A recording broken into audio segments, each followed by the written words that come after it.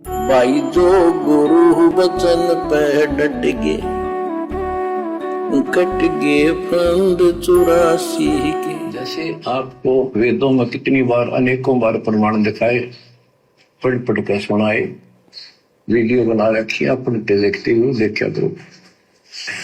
वेद प्रमाण करते हैं कि परमात्मा ऊपर, सबसे ऊपर के लोक में बैठा है, विराजमान है, वहां से चलकर आता है, अच्छी आत्माओं को मिलता है, उनको सच्ची राह दिखाता है भक्ति की अपने मुख।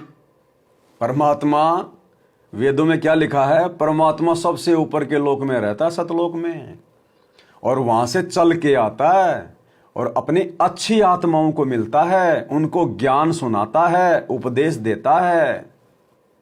तो बताओ ये सारे कर्म आज कौन कर रहे हैं? वो दाढ़ी मूछ वाली कबीर जी की समझे जाने वाली फोटो कर रही है या सतगुरु रामपाल जी कर रहे हैं?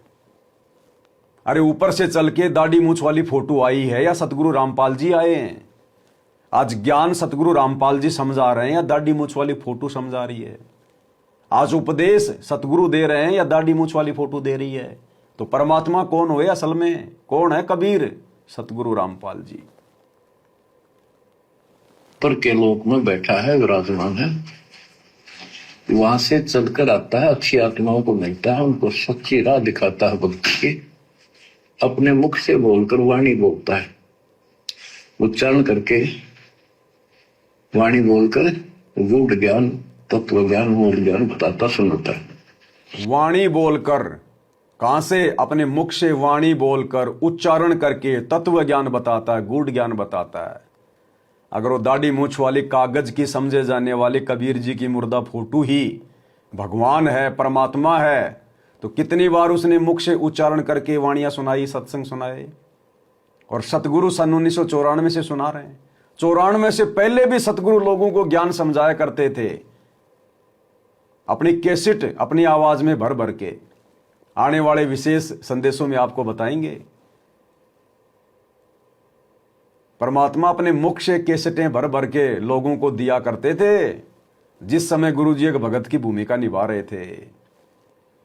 और उस समय भी जो गुरुजी के साथी थे वो गुरुजी को गुरुद्रोही कहा करते थे। गुरुद्रोही, गुरुजी की शिकायतें किया करते थे कि गुरुजी ये रामपाल तो अपने मुंह से कैसेट भर भर के और लोगों में बांटता है, ये तो गुरु बनना चाहता है। जैसे आज हम सत्सेवकों के लिए कि गुरुजी वो पवनदास तो वीडियो बना बना के, डीवीडी बना बना के भक्तों में बांट रहा है, वो गुरु बन गया, सत्संग कर रहा है। तो हमारे गुरुदेव को भी ऐसे ही उनके साथी शिकायतें किया करते थे। विशेष संदेश नंबर 17 या 18 में परमात्मा ने जिक्र कर रखा है। तो भाई और बहनों, आज मुख से बोल बोल के कौन वाणियां सुना रहा है? वो मुर्दा समझे जाने वाला कबीर या जिंदा कबीर सतगुरु रामपाल जी? तो किसका प्रगट दिवस मनाया जाना चाहिए? 8 सितंबर को जिंदा कबीर सतगुरु रामपाल जी का, या मुर्दा कबीर उस कागज की फोटो का जून के महीने में? ये तो भक्तों की कॉमन सेंस के ऊपर है भाई। उच्चारण करके, वाणी बोलकर गूढ़ ज्ञान, तत्व ज्ञान, मूल ज्ञान बताता सुनाता है। और वो अमृतवाणी, और वो उस समय जब एक लीला करता है संत की, सतगुरु की, उसके बहुत सारे फॉलोअर हो जाते हैं। और उनमें वो नायक की तरह होता है, जैसे सेनापति सुशोभित होता है अपने सेना के ऊपर साथ, ऐसे वो उनका पूज्य होता है। और वो जो वाणी बोलता है वो उनके फॉलोअर के लिए, उनके अनुयायियों को बहुत आनंददायी होती है, बड़ी प्यारी लगती है, क्योंकि वो भगवान। कितना बड़ा संकेत है और संदेश है गुरु को परमात्मा मानने के लिए। क्या कह रहे परमात्मा? जब वो परमात्मा ऊपर से आता है, अच्छी आत्माओं को मिलता है, अपना तत्व ज्ञान, गूढ़ ज्ञान मुख से वाणी उच्चारण करके बताता है, और वो अपने भक्तों के बीच में ऐसे होता है जैसे सेना के बीच में सेनापति। तो आज गुरुदेव हमारे लिए क्या है? जैसे हम उनकी सेना हैं और गुरुदेव हमारे सेनापति हैं। और आगे क्या कह रहे हैं गुरुदेव, सबसे बड़ा संकेत कि जब वो परमात्मा अपने मुख कमल से वाणियां गाता है, शब्द गाता है, तो उसके भक्तों को ऐसी लगती है अमृत के जैसी मीठी।